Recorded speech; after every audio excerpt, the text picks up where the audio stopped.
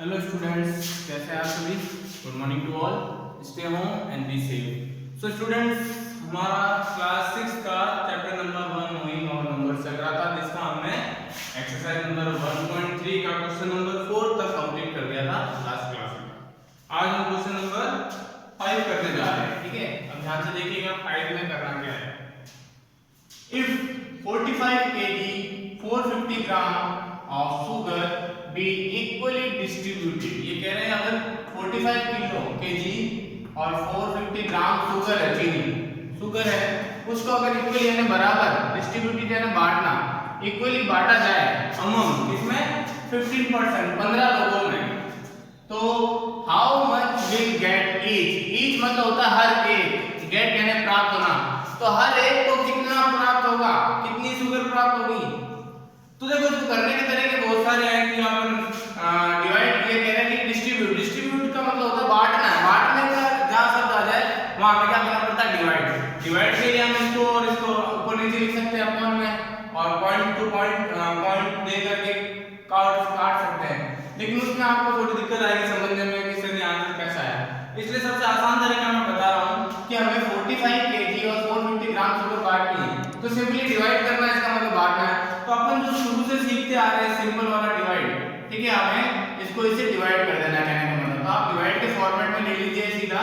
Divide के format में क्या करना है आपको, जो 45 kg और 450 ग्राम है उनके बीच में हम पॉइंट मार लेंगे, क्योंकि केजी वाले को हम पॉइंट से अलग कर देंगे, ग्राम वाले को पॉइंट के पीछे, ठीक है, ताकि हमें आंसर जो हमारा आएगा केजी का अलग आ जाएगा और ग्राम का आंसर अलग आ जाएगा। वरना अगर हम ऊपर नीचे नीचे काटेंगे तो उसमें हो सकता है आपको समझने में दिक्कत आए। तो ये सिंपल में है, तो 15 से हम लेके काटते हैं, डिवाइड करते हैं।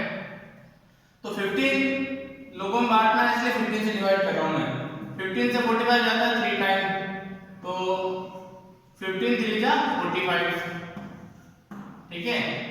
अब ये पॉइंट है, 45 कैंसिल आउट हो गया, 45 माइनस 45 जीरो बचे, ठीक है, 2 जीरो लगाओ चाहे 1 जीरो लगाओ। अब यहाँ पॉइंट आ रहा है तो हम ऊपर भी पॉइंट दे देंगे, जब यहाँ पॉइंट आ रहा है तो यहाँ पॉइंट दे देंगे, क्योंकि अब हम पॉइंट के पीछे वाला सॉल्व कर रहे हैं, तो पॉइंट के पीछे वाला यहाँ पे पॉइंट के बाद ही आंसर आएगा।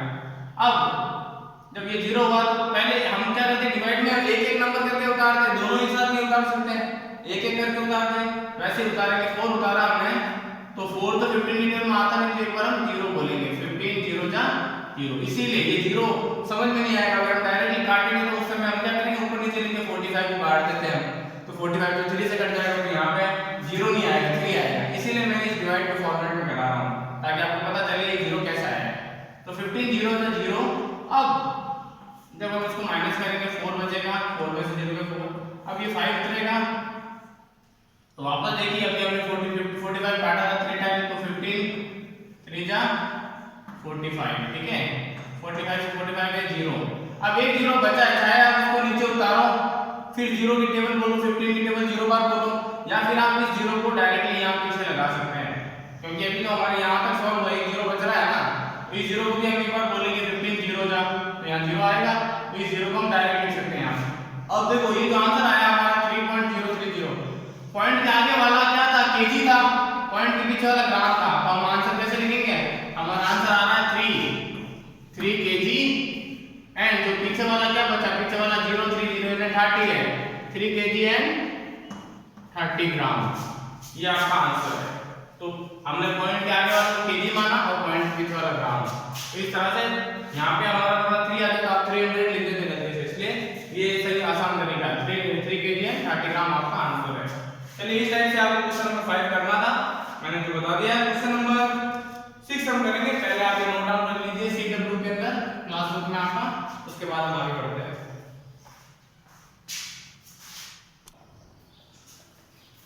ओके स्टूडेंट्स, आई होप आप लोगों ने क्वेश्चन नंबर 5 नोट डाउन कर लिया होगा।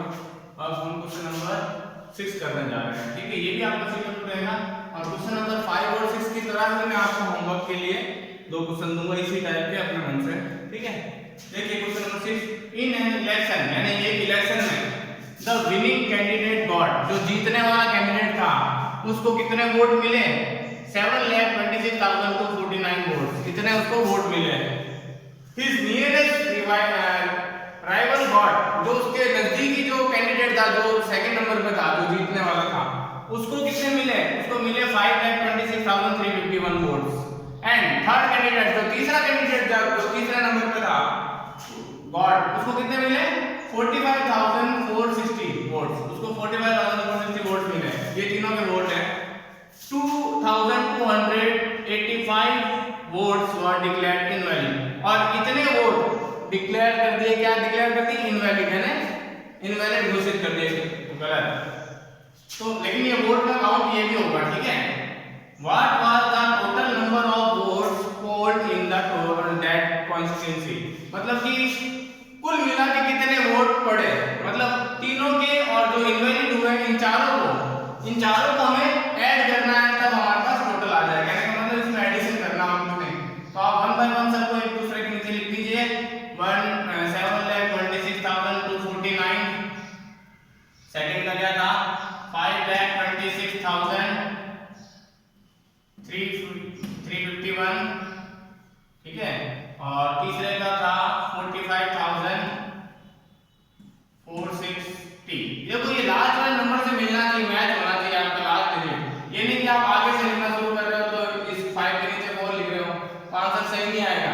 आपको हमेशा जो भी डिजिट दी है पीछे वाला नंबर मैच होना चाहिए। जैसे यहाँ पे 5 डिजिट सी थी, तो मैंने आगे वाली खाली छोड़ी है, ठीक है, आगे वाला खाली छोड़ा। अब अगले वाले में 4 डिजिट सी है, 2285, तो मैं यहाँ से लिखूंगा 2285।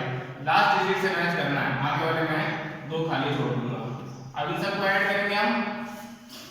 9 + 1 10, 10 + 5 15, 15 का 5 1 कैरी, 1 और 4 कितने होते हैं? 5, 5 और 5 10, 10 और 10 और 6 16, 16 और 8 24 होते हैं, 4 2 कैरी, 2 और 2 4, 4 और 4 ये ले लेते हैं, 3 को छोड़ते फिलहाल। 4 4 8 और 2 10, 10 और 3 13, 13 का जैसे आपको ऐड करना इजी लगे वैसे आप जरूर नहीं कंटिन्यू जोड़ना, पहले नीचे वाला भी ले सकते हो। 13 का 3 1 कैरी, 6 और 6 12, 12 और 1 13, 13 और 2 15, 15 और 5 20, 2 कैरी 0, 2 2 2 6, 6 और 4 10, 10 का 0 1 कैरी, और 7 और 1 8 होता है, 8 और 5 13 होते हैं, ठीक है। तो यहाँ हमारा आंसर आ रहा है, कॉमा लगा देंगे हम 3 के बाद 2 के बाद, तो 13,345 वोट्स,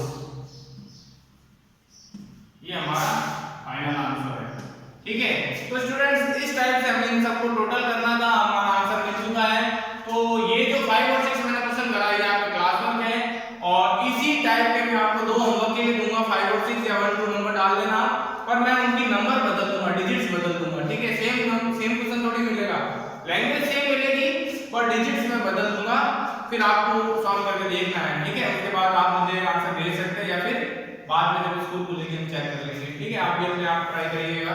तब तक के लिए अभी मैं आप नोट कर लीजिए क्लास में, फिर मैं होमवर्क के क्वेश्चन आपको सेंड